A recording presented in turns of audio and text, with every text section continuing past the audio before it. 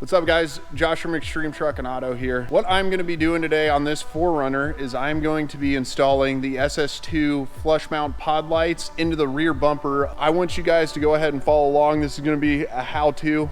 Some of it I've already shown in my Jeep video, the wiring and stuff like that. I'll get into it a little bit on this, but more so this is gonna be about how to mount them. So if you guys wanna see the kind of how I did it on my Jeep, I'll post the link in the description below.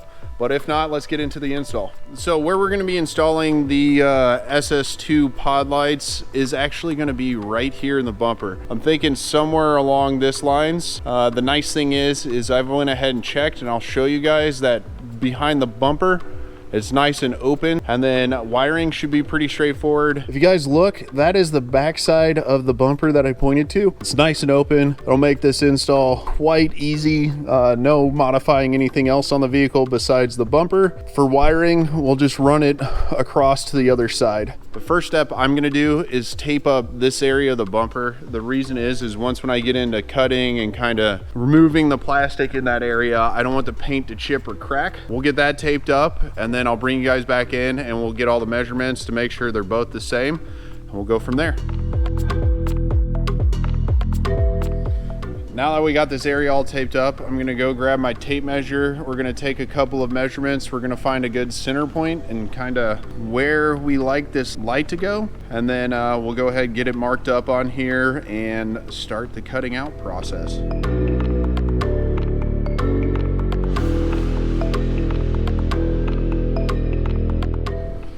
So what I came up with is, if you guys see kind of this line right here, we're 2 inches down on both sides even, and then from kind of this corner over here to this is roughly 1.25 inches. So now kind of the next step in my process is I'm gonna tape that rubber gasket up here, and I'm gonna step back and we're gonna look at it and make sure we like it. If we like where it's at, we'll go ahead and do the same thing to the other side. We'll tape the other gasket up, and then we'll step back once again and look. The key is definitely measuring twice, cutting once, because once you start this, there is no going back.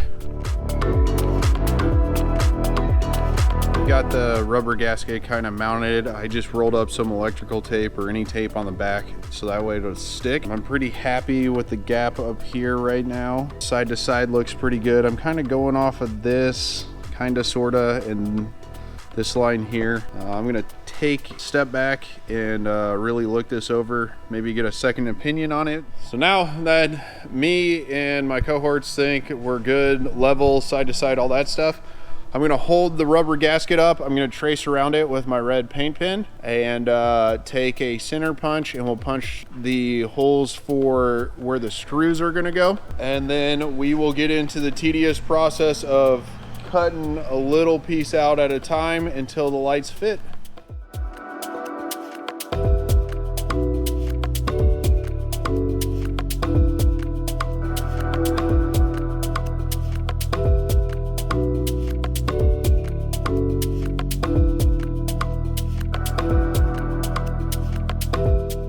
So as you guys can see, we got it all trimmed out behind there. Really doesn't look that pretty because there's tape and whatnot. And like, it doesn't have to be 100% perfect because it's gonna be behind this light. The big thing is you don't wanna cut too far either direction. And then for the screws, I made them the exact size as the bolt, so that way I can put them through the bumper and have them kind of hold them in place. And then on the backside, get a nut on it. And that way you kind of have the two ways of holding it on. So we got this side knocked out. Notice I did give it just a little bit of wiggle room. We're gonna do the same thing on this side over here, and then we will get into the whole wiring up of everything. All right, I got this all aligned. Basically what I do is I watch inside the hole right there to make sure the screw holes are gonna be where I want. And then also same thing as the other side, just a little bit of play. So our next step in this whole operation is we're gonna end up wiring in the lights. Obviously the black is gonna be your ground, so you'll just find a good grounding point, whether that's to the frame, to the body. Got to be careful on anything that's aluminum bodied. If you can find a ground nearby where other wires are grounded at, that's a great spot too. Then we get into the red. This is going to be your white light coming out of the pod light itself. So that you'll want to hook up to your switch, to your reverse lights, or as I'm doing on this install and my Jeep install, is the reverse and the switch. That all can be done there. And then the final one is going to be your backlight. So the blue is going to be your backlight, depending on if you did amber, red, whatever color. What we did on this one is the same as the Jeep. We are going to go ahead and hook up the backlight wire, which is red, to brake lights. That way it gives you a little extra visibility when you're hitting the brakes and people kind of know that you're stopping. We'll make up our harness. We'll run from that side to over here, and then I'll get up, tear into the inside of the vehicle where I did all the wiring before. I got all the wiring hooked up. It works really well. I'll show you guys that here in a second. Essentially, what you're looking for is the blue wire and the wiring harness, and then this solid black wire. The solid black wire is going to be your reverse, and then your brake light is going to be the blue wire. And if you go to the Jeep video, you will see I kind of go through and explain how the diode hooks up to keep it so when you use the trigger system, which he has as well, to trigger the lights, you're not backfeeding any electricity into your car's electrical system. Now I just got to do some final tidying up down underneath the vehicle. I got to do quite a bit of tidying up in here, making sure all the connections and everything are good. The final step is I need to get to the back side of these, which may be involving pulling the entire fascia off, possibly going in through the wheel well to get the nuts on the back side of the bolts right here.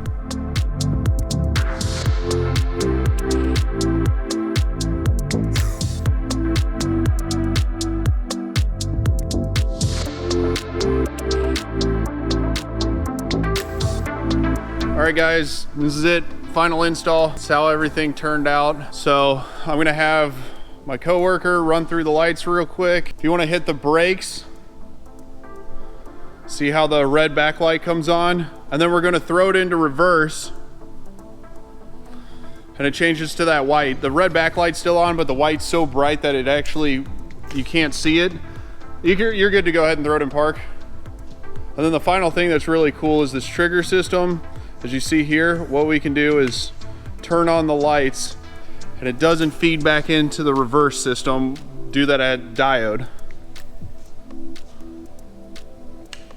All right guys, that's it when it comes to the install of these SS2 pods from Diode Dynamics, the flush mount into the bumper of this 4Runner. If you guys have any questions, go ahead and drop them in the comments section below.